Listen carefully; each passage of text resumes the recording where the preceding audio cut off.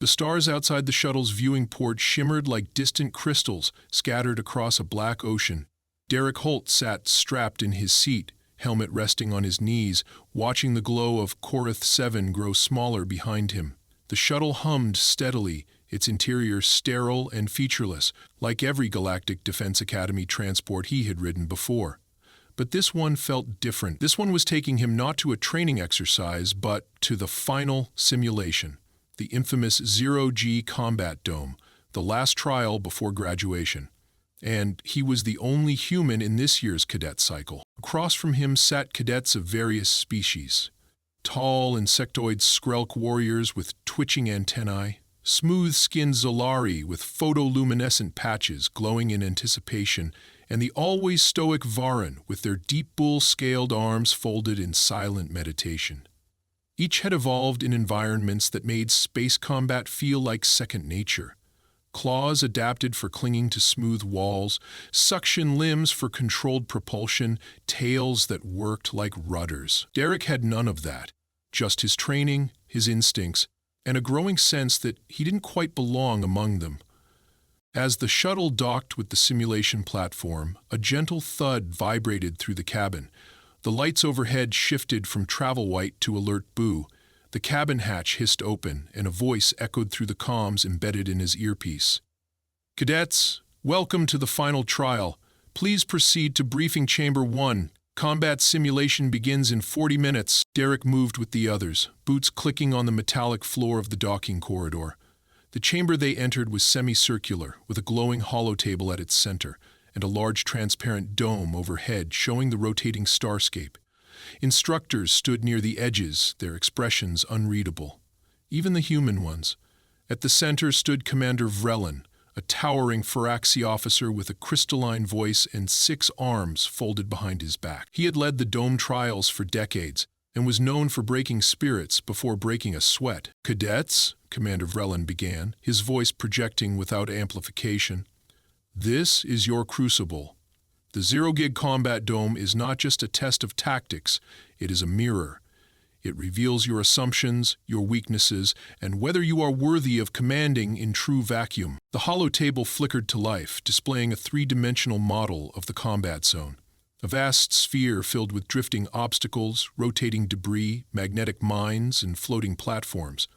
Colored zones designated safe corridors and high-risk areas. 2 flags hovered at opposite ends of the simulation space. "Your objective," Vrelin continued, "is to disable or immobilize the opposing team. You may not use lethal force. Non-lethal weapons, grappling tactics, and environmental advantages are permitted. Suits are regulation grade with standard thrusters and magnetized boots. No personal modifications allowed." Murmurs spread through the group, especially among the Skrelk, who relied heavily on their tail spikes. Derek remained quiet, analyzing the layout. The design wasn't symmetrical. It was dynamic, unpredictable, just like everything in real space. He liked that. Vrelin raised one hand, and the murmurs died. "You will be split into 2 teams, red and blue. Each team will include cadets from various species. This is not about racial advantage, this is about adaptability. Each cadet has been selected because you represent the upper echelon of your kind. Fail here, and your graduation is delayed indefinitely. Succeed, and you prove not only your skill, but your mind." Derek felt a subtle pulse in his chest. It wasn't fear, not quite. It was the thrum of readiness. The hum he felt before every exam or fight. He knew this feeling. It meant he was about to push against his limits. One of the instructors, Lieutenant Ara Solis, a human woman with silver hair and eyes like frost, approached him specifically while the others studied the holomap. She didn't smile. She rarely did. "You're with Red Team," she said simply. "Your partner will be Commander Craxon's nephew. Expect a target on your back." He nodded. "Thanks for the warning." She hesitated a moment longer. Then, more quietly, "They don't expect much from you. Use that." With that, she turned and vanished into the swirl of instructors preparing gear allocations. Derek stood there for a second, her words echoing. They didn't expect much. It wasn't new to him. He had heard it all through the academy. Too soft, too slow, too fragile. Deathworlder or not, he lacked the bone density enhancers of the Drax. He couldn't regenerate like the Alavians.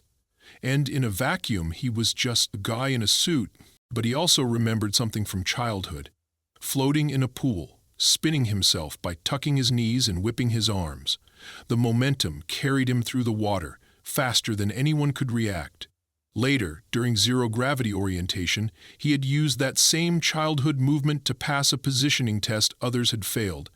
The instructors hadn't even noticed. Now, as the cadets suited up and made their way toward the airlock leading to the dome, Derek strapped on his helmet, activated his HUD, and ran through his vitals. Everything was green. The lights in the airlock pulsed, then dimmed. The announcer's voice came through the comm again. 10 minutes until simulations start. Once inside, remember, motion is mass.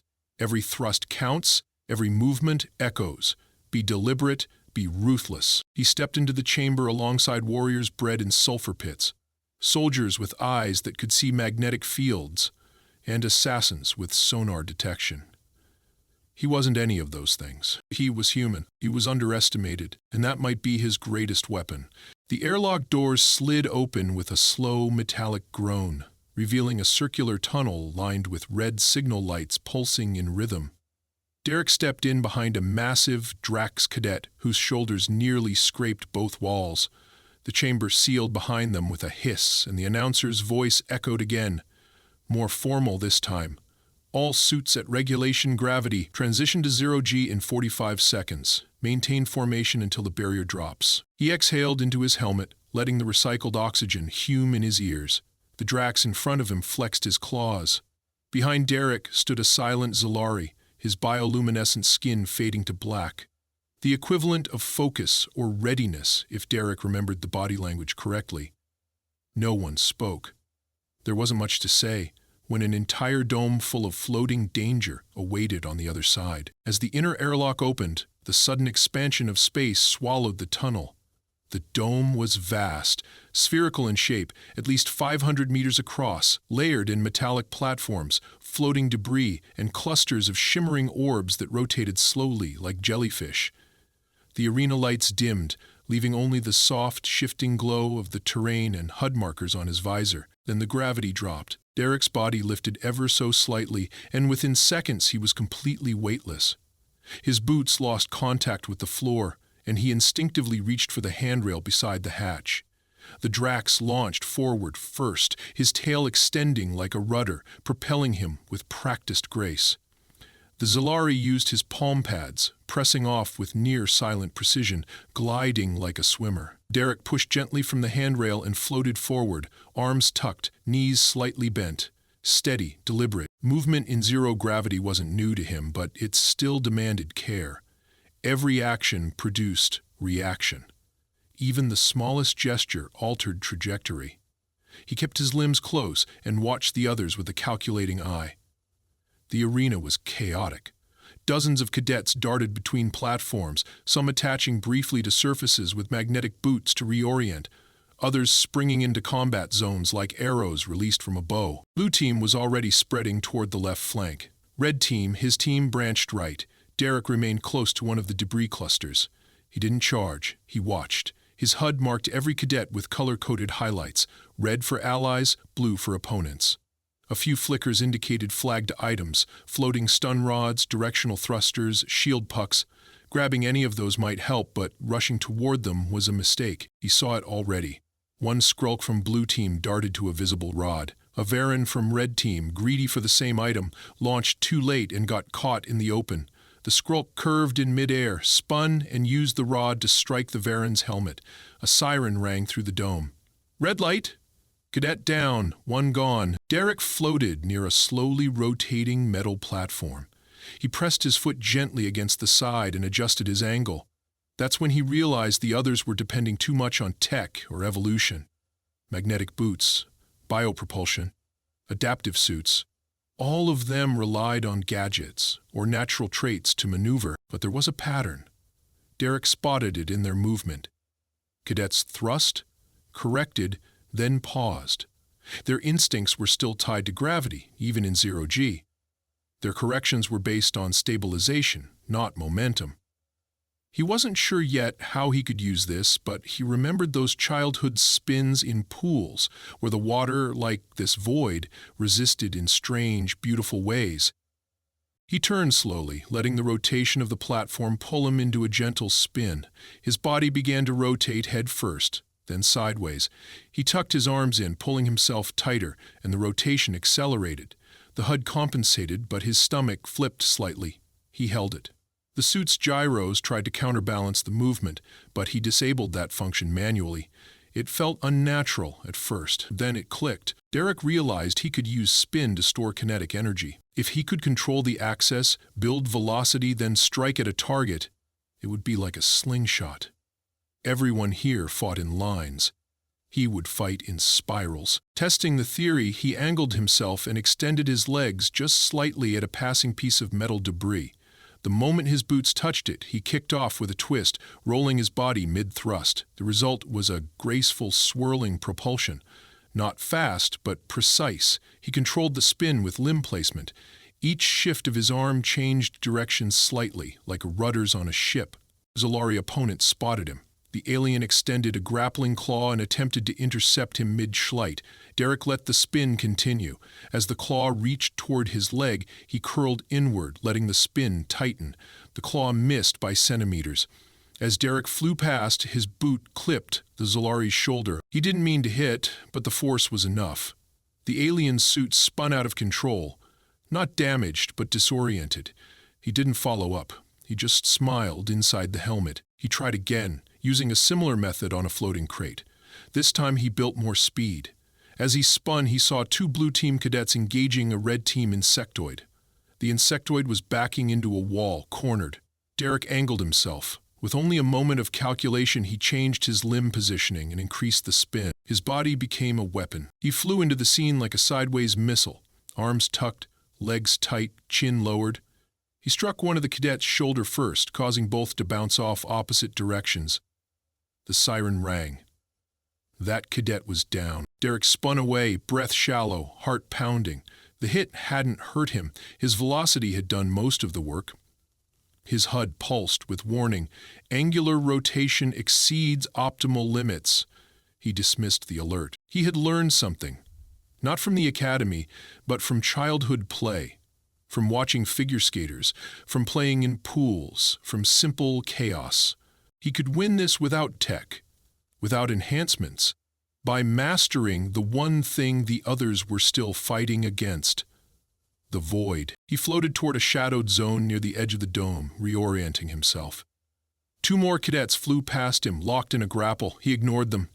His mind worked faster now. He envisioned arcs, loops, rotations. He wasn't just participating anymore. He was writing his own physics. Derek hovered just below a large metal beam slowly rotating at the upper quadrant of the dome, using it to mask his presence. The space around him pulsed with flickers of motion, glowing HUD outlines, and flashes from energy pulse markers thrown into the void by cadets trying to flush each other out. The combat simulation had shifted into something frantic. The initial formation tactics dissolved. Now it was improvisation, reflex, and survival. He watched from his position as a Skrull cadet lunged at a Zolari, both flipping through the vacuum with too much thrust. They collided, rebounded off a rotating platform, and drifted apart in an uncontrolled spin. One of them, the Skrull, couldn't recover quickly enough. His helmet lit with red. Simulation over. The siren barely reached Derek's ears through the insulation of his suit, but the effect was unmistakable. One more out. Derek moved silently, curling his body and gently applying rotational pressure using his arms. Each movement now was instinctive. His spin-based locomotion was no longer just an experiment. It was becoming an extension of his thought. While others struggled with inertia and course corrections, he flowed through the arena like water slipping through cracks in a stone. He spotted a familiar figure across the dome, the Drax cadet from the airlock, large and methodical. He was pushing from wall to wall, using brute force impacts to propel himself, aiming toward a blue team cluster holding the eastern platform. As he passed a support beam, an opponent burst out from a blind spot. Derek saw the move before it happened. Too aggressive, too fast, Wrong angle. The Drax turned just in time, batted the attacker away with a clawed swipe, but lost his trajectory and tumbled off course. The blow had cost him momentum. Derek floated toward them, adjusting his course with a few subtle wrist twists, scanning for angles. He had no intention of helping or intervening, but he studied every movement. Below him, 3 blue team cadets were regrouping. They were communicating through directional flashes, colored light pulses indicating movement vectors and group strategies. Efficient, coordinated. But all of them moved on visible arcs, predictable. Derek inhaled deeply and spotted a floating, cylindrical object near his current line, a vent pipe drifting between 2 spheres. He tilted his head, calculating. 1 breath, 1 kick. He launched toward the pipe and twisted mid-slight, tightening into a spin that wrapped around the object's curve like thread around a spool. With a snap of his arms, he broke free from the rotation, flung forward with added velocity, and hurtled into the blue team formation from a diagonal none of them expected. He didn't strike with fists. His body was the weapon. He crashed shoulder first into the lead cadet, who slammed against a side beam. The siren lit her helmet with red. 1 down. Derek kept spinning, arms tight, and grazed the second cadet's forearm just hard enough to knock his orientation off. Before the third could react, Derek flipped into a back tuck motion, striking his boot against her hip and sending her spiraling into a collision path with a wall. She managed to stabilize barely, but her counterattack came too late. Derek was already gone. He twisted himself into a horizontal rotation, using his limbs to dissipate speed, and floated into a safe zone behind a large shield disc. Heart pounding, chest tight, but alive. His visor updated. Red team now had the advantage. Somewhere near the dome's ceiling, 2 instructors watched from their observation pod. Derek didn't know that one of them, a senior commander from the Norith campaign, leaned forward and whispered, "Who trained that human in rotational combat?" No one had, that was the point. Derek now hovered inside a thin corridor formed by floating debris. He wasn't hiding, not really. He was hunting, listening, observing. Most cadets fought in 2 dimensions, left, right, up, down. But Derek thought in spirals. He used the environment like a partner, rebounding off pipes, swinging around panels, shifting axis every few seconds to remain unreadable. The next ambush came faster than expected. A red alert flared in the upper corner of his HUD, directional pulse approaching. Derek flung himself sideways and spun into a tight roll as a stun projectile zipped past his previous position, grazing his shoulder. It didn't disable him, but it left a warning buzz inside the suit.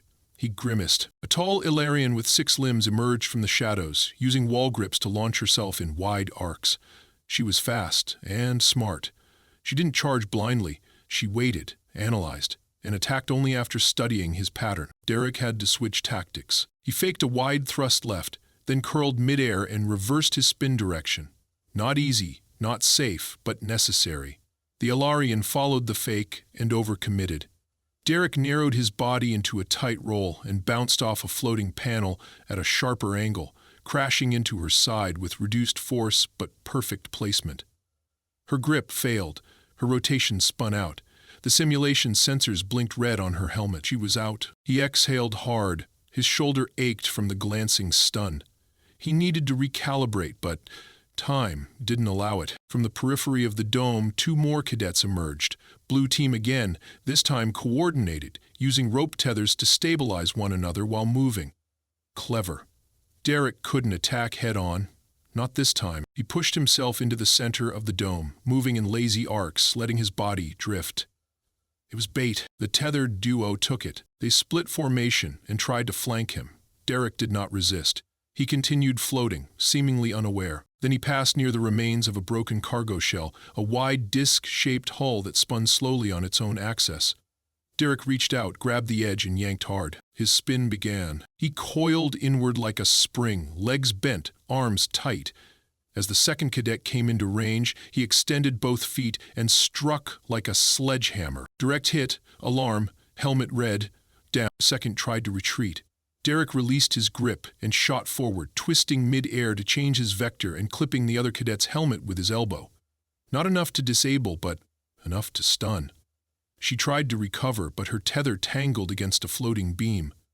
Red, Another out! Silence followed, only the hum of the HUD, the sound of his breath, the occasional blip of distant movement. Derek floated there for a moment, body still rotating slowly, eyes scanning the field. He had moved beyond instinct now. This was flow. This was control. He didn't just survive in the dome, he dominated it. Somewhere, an instructor tapped a console to pause the scoreboard. Another whispered, "This human doesn't fight the simulation, he uses it." Derek adjusted his limbs and prepared for the next wave. The simulation wasn't over. But everyone watching now understood. He was no longer the underestimated one. Derek slowed his rotation with controlled arm and leg extensions, pushing his limbs outward to distribute mass and reduce angular velocity. His visor displayed a compressed tactical summary. Only one blue team cadet remained. Everyone else was either marked disabled or physically immobilized in containment zones. The simulation was now down to two opponents, him and one of the most feared cadets in the program, Commander Craxon's nephew, a six-armed Alarian named Rovek. Rovek had not moved from his concealed position in the dome's lower quadrant. His signature on the HUD showed a slow, steady pattern, not the jerky chaos of someone scrambling to hide, but the measured pace of someone planning a trap. Derek hovered near a drifting wall panel and kept his movements minimal. His body had grown accustomed to the micro-adjustments, the spinal rhythm of subtle spins and stops. The pain in his shoulder from the earlier stun shot was still there, but dull. The ache had been folded into the background of his awareness. He narrowed his eyes and zoomed in on Rovek's location.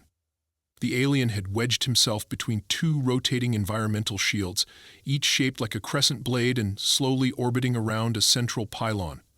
It was a position of advantage. High visibility, difficult angles, hard to flank without being detected. Derek understood the message. Rovek wasn't hiding. He was waiting. Derek rotated slowly toward the lower hemisphere of the dome. The remains of the last encounter had left debris scattered like a minefield. He ducked under a twisted metal brace and let momentum carry him toward a floating cargo container, placing it between himself and Rovek's sightline. He had no illusion this would be a clean fight. Rovek was larger, genetically enhanced, and trained personally by one of the most decorated commanders in galactic defense history, but that didn't intimidate him.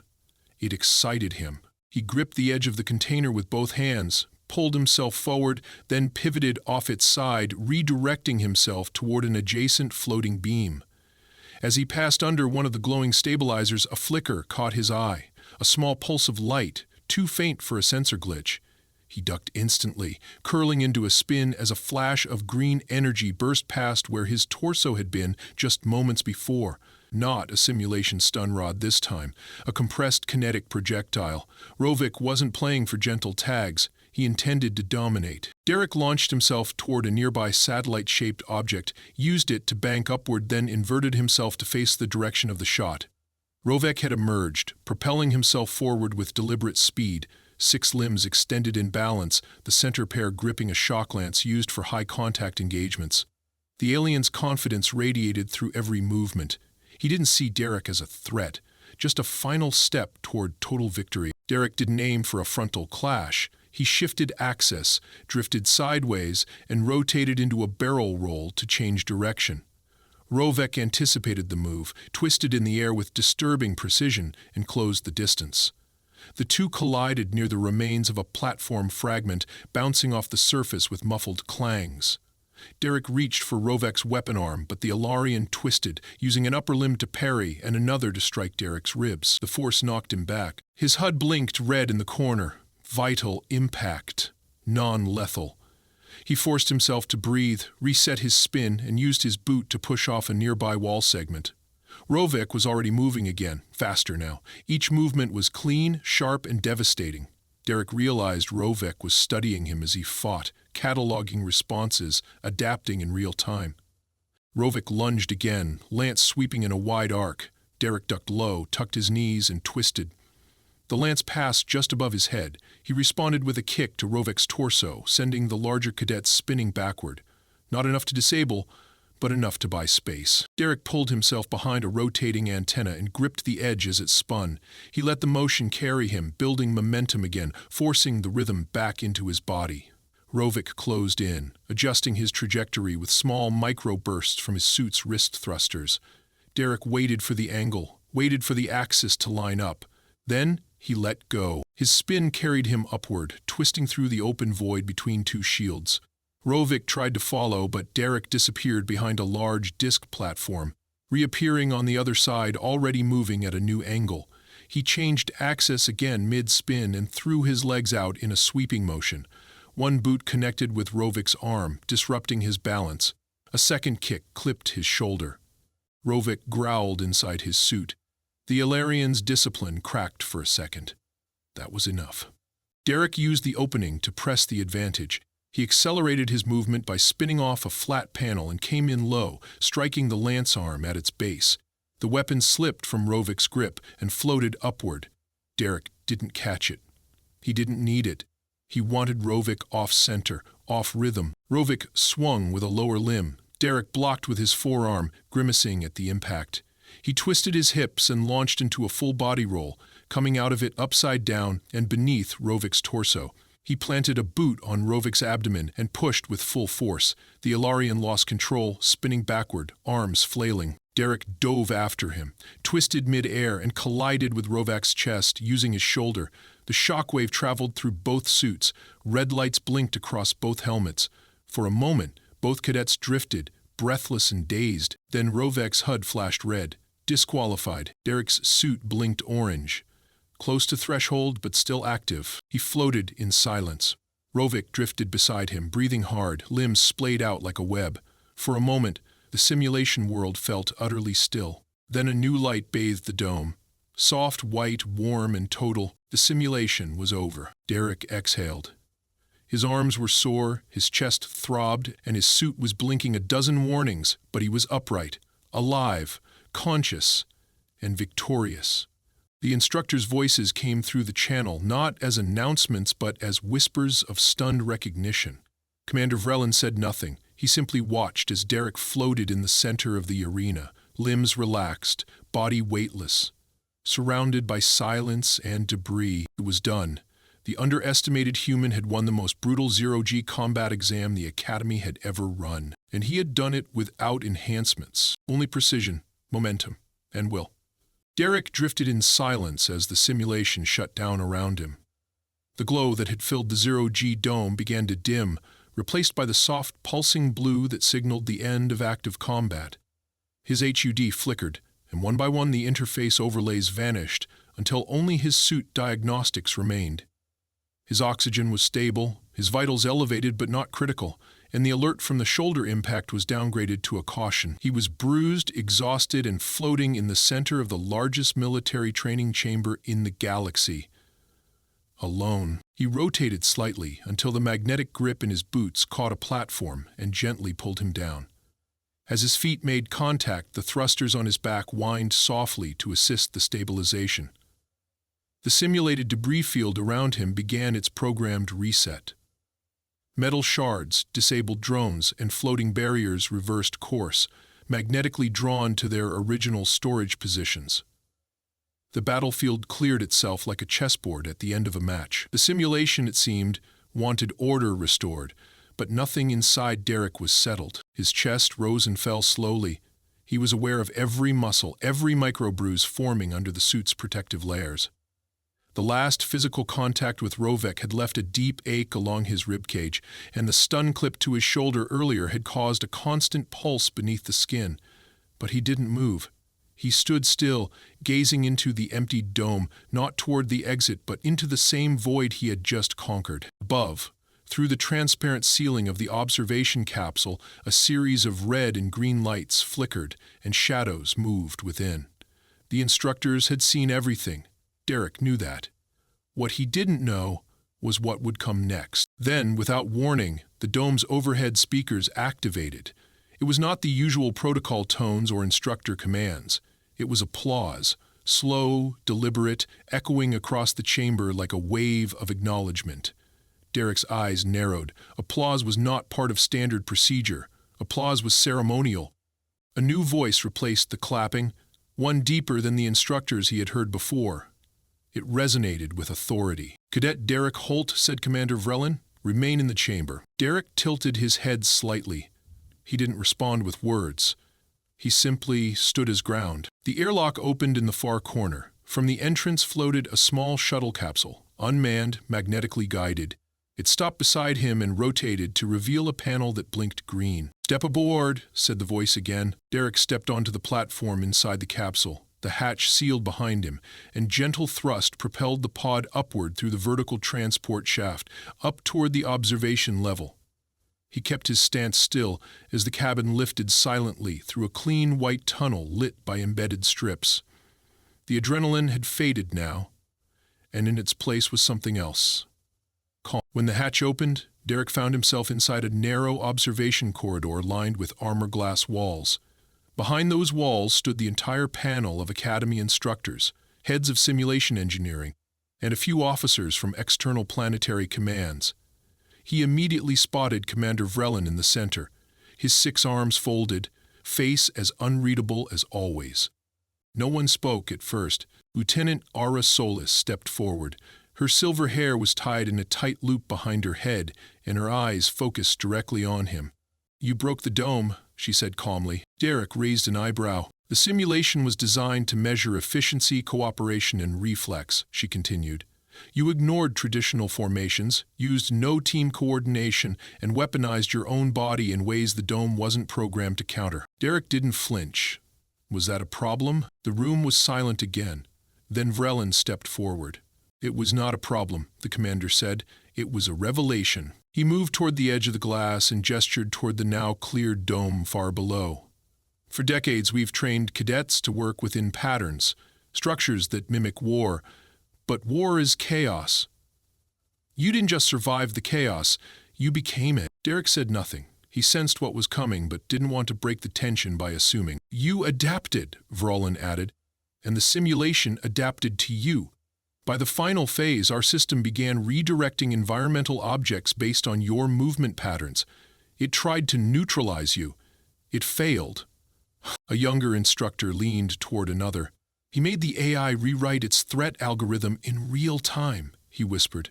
Derek heard it. Vrelin's eyes stayed fixed on Derek's, which is why the standard certification is insufficient. Derek exhaled, unsure what to say.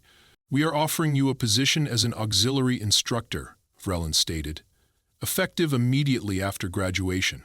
Your methods will be analyzed, categorized, and eventually incorporated into a new combat module, if you agree to train future cadets." Derek blinked once. "You want me to teach spin tactics, among other things?" Vrelin said.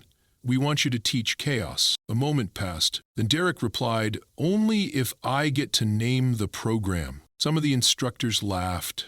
Vrelin, though stoic, allowed a subtle shift in his expression. "You earned it," he said. Lieutenant Solis stepped forward with a datapad. "Official orders will be delivered after your final medical screening. Until then, rest." Derek nodded. "Understood." As he turned to leave, he caught his reflection in the glass. Just a man in a standard-issue suit. No enhancements, no exotic armor, no glowing limbs or cybernetic implants. Just velocity, instinct, and physics. Later that night, as Derek lay in the recovery bay hooked up to low-level nanotherapy for his bruises, he stared at the ceiling and listened to the quiet hum of the station. He thought of every drill, every time someone told him humans weren't built for high-tier combat, every simulation where he was last picked, every look of doubt when his name appeared on the roster. He closed his eyes. He didn't need to prove anything anymore. He had written his own doctrine. Mid-spin, off balance, in silence. And the galaxy had finally noticed.